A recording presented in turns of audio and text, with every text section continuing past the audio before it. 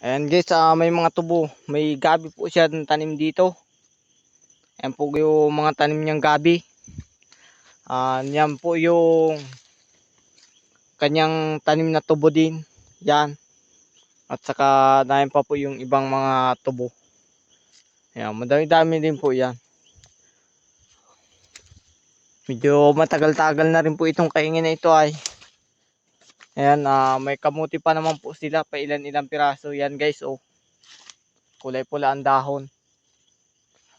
So, saka may pinya pa po dyan guys. Ayan oh, pinya. Pag nabunga po yung pinya na yan, madami-dami rin pong binubunga niyan guys.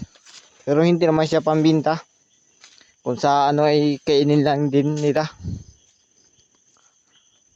Parang ganyan din sa amin. Kung sa madami-dami, hindi nagbibigay na lang naman kami.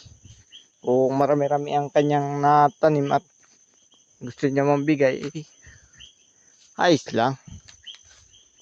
Ayan guys, may bunga yung saba. May bunga guys yung saba.